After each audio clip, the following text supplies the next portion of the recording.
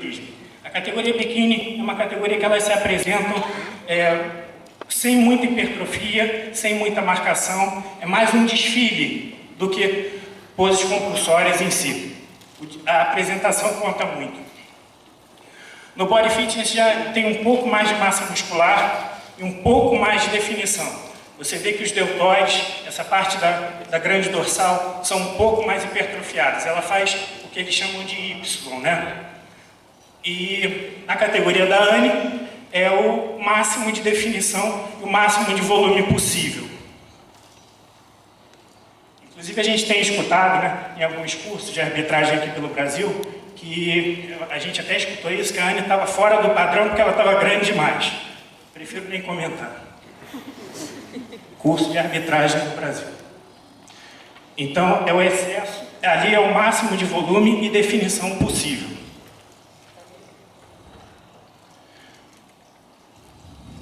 De costas, a mesma coisa, você vê que a Body Fitness ela faz um Y e a Bodybuilder ela faz um X.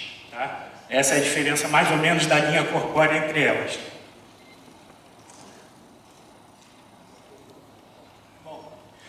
Eu vou falar um pouco de poses, eu vou pedir até ajuda, não sei se Breno, pode subir aqui, depois para me ajudar aqui?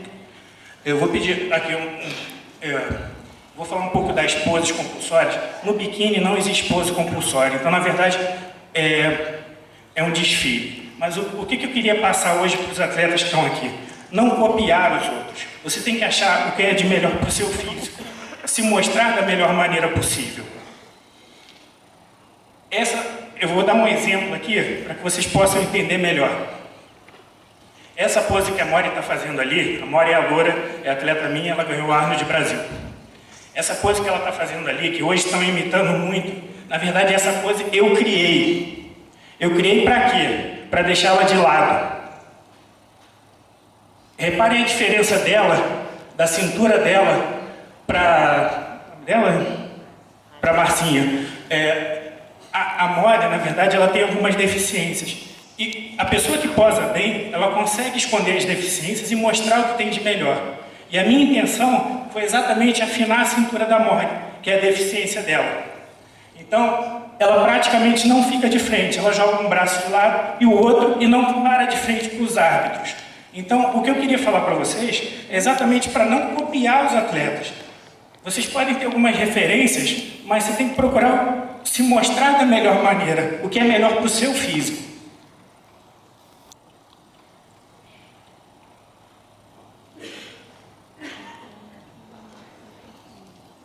E nas outras categorias a mesma coisa. Uma coisa que a gente tem que tomar muito cuidado com os atletas é exatamente na tonalidade dos atletas. Isso está tirando muito ponto dos atletas. Lá nos Estados Unidos é mais fácil, porque eles fazem a jato. Então no backstage normalmente tem uma empresa que faz a jato, como se fosse pintura de carro, então eles saem sempre na cor certa. Aqui no Brasil a gente tem que fazer na própria mão, então tem que tomar muito cuidado para não deixar muito escuro, para não deixar borrado, porque isso conta muito e tira muito ponto. E a vestimenta? Até a cor do biquíni, isso influencia muito. Se você quer deixar o seu atleta menor, você vai usar uma cor escura. Se você não tem problema de volume, como da Rafaela, que é uma menina que eu tento fazer um estilo Barbie, eu deixo ela normalmente de rosa. Ela não tem problema com volume, ela é muito pequena. Agora, se o atleta está passando da categoria, normalmente você usa cor escura. Então são detalhes bobos que eu vou passar para vocês, mas que fazem a diferença quando vocês estão no palco.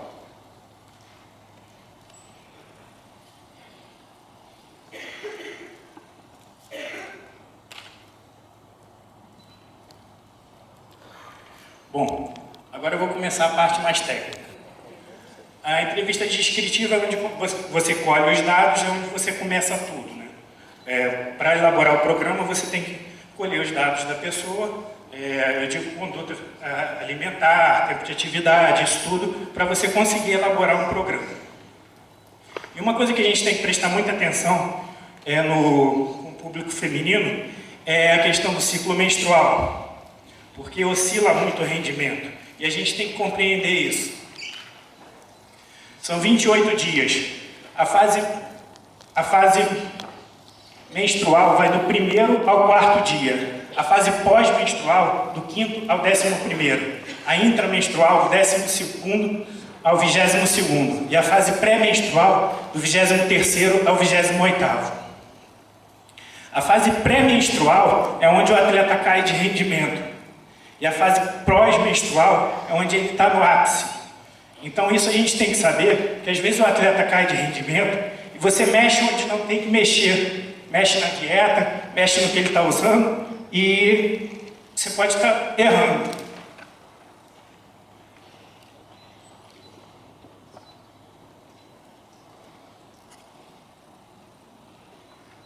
Bom, a segunda parte vem essa questão do somatótipo. Hoje já se sabe que os somatótipos são alterados. Tá? Na verdade, como é que criaram os somatótipos? Isso, na verdade, começou há muito tempo atrás, quando se investigavam criminalistas, e quando você descrevia os criminalistas, eles criaram os somatótipos para facilitar. E a gente sabe que dificilmente tem alguém aqui com um somatótipo puro. Você pega um mesomorfo, normalmente, são 3 em 10.000 que são mesomorfos puros. E essa é a classe que tem mais. Então a gente já sabe que isso hoje em dia depende muito mais da conduta, da alimentação, dos estímulos que você dá para a pessoa, do que verdadeiramente o somatótipo. Na teoria, você lida com o somatótipo, tem aquela regra, né? O ectomorfo, você estimula com menos volume, mais intensidade, a dieta mais calórica, mas isso varia muito de acordo com o objetivo da pessoa, com a conduta diária e o estímulo que você proporciona.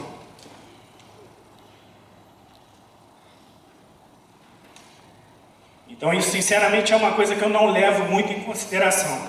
Eu trabalho muito de acordo com o meu objetivo e principalmente do meu cliente.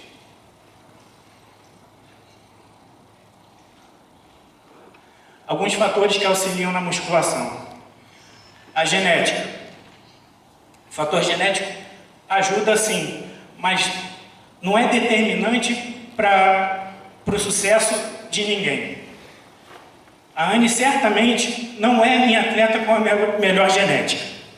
Eu diria que a melhor atleta minha, em termos de genética, é a Ana Paula. Só que a Ana Paula, ela vive o ano inteiro no botequim, na cachaça. E ela vem competir faltando um mês, não é? E ela vem competir faltando 1 mês e meio para o campeonato, 1 mês. E entra daquela maneira. Então, uma vez ela chegou para mim e falou, eu queria ter a genética da Anne. Eu falei, Ana, a sua genética é muito superior à da Anne. A diferença é que a Anne se cuida o ano inteiro. Então a genética ajuda, mas não é fator determinante. Condição física é muito importante, a nutrição.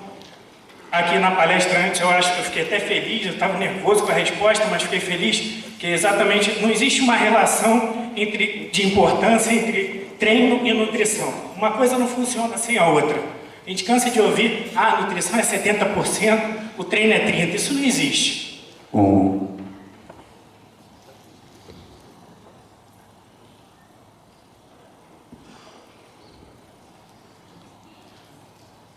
O estado psicológico influencia muito. Eu acho que se a pessoa tem que estar com equilíbrio, a pessoa tem que estar bem para conseguir treinar, para conseguir desempenhar. Esses atletas, eles são submetidos a uma dieta muito rigorosa, a um treinamento intenso. Então, se você não tiver com a cabeça boa, é muito difícil. A fadiga muscular, isso tudo são... Eu vou passar isso rápido, porque eu acho que é o que menos importa para vocês. Equipamentos. Equipamentos aqui a gente fica um pouco limitado.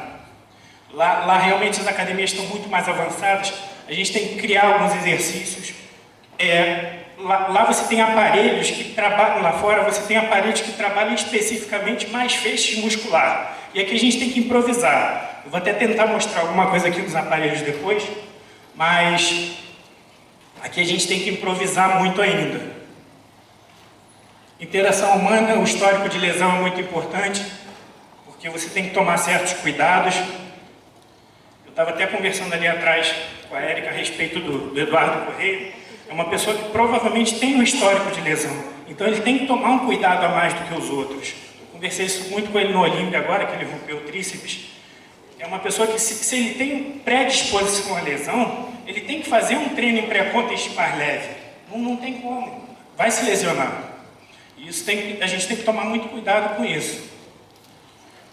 Nível de habilidade, a associação de uma boa técnica de execução e o nível de experiência. É o nível de habilidade com o tempo de prática.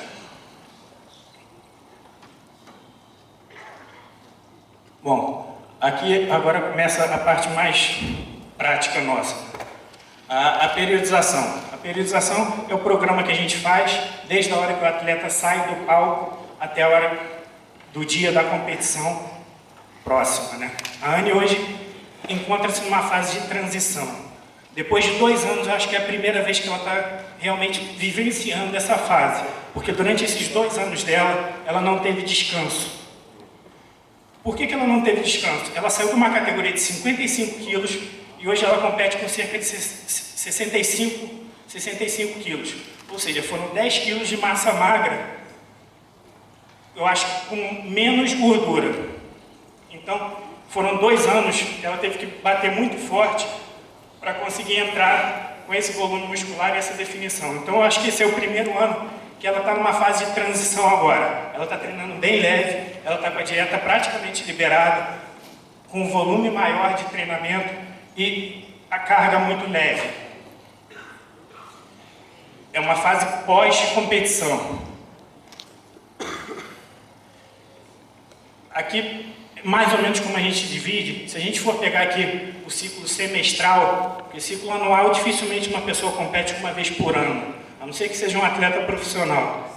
Mas vamos pegar um ciclo semestral aqui. O pré-preparatório varia muito, porque é onde a gente faz aquela entrevista descritiva, onde a gente elabora toda a periodização, a programação. A preparação normalmente divide em básica e específica. A básica é quando você começa a gerar estímulos, normalmente são mais exercícios aeróbios. Depois a específica você já começa a trabalhar mais os grupos musculares que você realmente tem como objetivo. A fase de competição, que é onde o atleta tem que estar no ápice, tem que estar 100%, é onde vai estar mais restrita a dieta. Eu vou falar aqui de off-season, de pré-contest, claro. E a fase de transição, que é essa fase que a Anne está agora, que normalmente são de 2 a 3 semanas.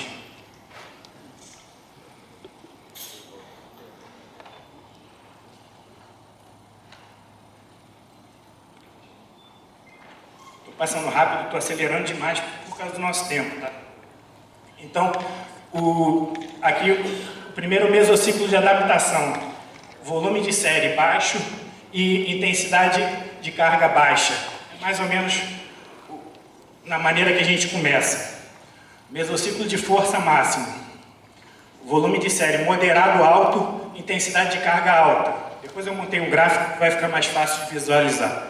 Depois o mesociclo de massa máxima. Moderado e alto e intensidade de carga alta. Mesociclo de qualidade muscular. É aí onde você começa. Normalmente, a força do atleta cai. Muita gente pergunta isso. Qual é a diferença do treinamento de pré-contest para off-season? Não tem. É o mesmo. Se eu pudesse manter o mesmo treinamento do off-season para o pré-contest, eu manteria. O que define, o que faz o atleta emagrecer, entrar definido, não é o treinamento, é a dieta. Se eu pudesse manter o mesmo treinamento do off-season, eu manteria. O grande problema é que a força do atleta cai. Então não tem como você manter as mesmas cargas, porque ela vai cair, então você não consegue estressar a musculatura. Então você vai ter que achar algumas variáveis. Por isso que, condicionalmente, você acaba mudando um pouco a metodologia de treinamento. Não é que eu queira mudar, é que o atleta cai naturalmente a força dele. Então você vai ter que achar técnicas como drop set, como isometria. Eu vou falar aqui de cada um que a gente normalmente faz muito, mas o treinamento em si é o mesmo. Eu não vou mudar o que deu certo no off-season, o que construiu a massa muscular dela para o pré-contest. Se eu puder manter, eu vou manter o máximo possível. O problema é que, naturalmente, a força dos atletas cai. Então, o mesociclo de definição máxima. Você começa com uma carga cai, moderada, baixa, você tende a aumentar o volume de série. É uma coisa meio natural. E o mesociclo de transição, que é onde ela se encontra agora, volume baixo e intensidade baixa.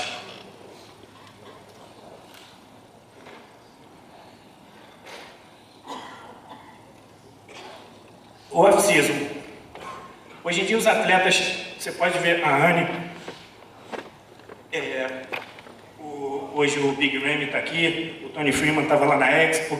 Os atletas eles se mantêm numa condição muito melhores do que antigamente. Antigamente os off-season eram muito porcos. Hoje em dia o atleta sabe que ele não tem que comer tanta porcaria no off-season. O off-season não quer dizer comer porcaria, não quer dizer engordar. Quer dizer você estar com mais nutrientes, consequentemente poder treinar melhor, porque o teu treinamento vai render mais.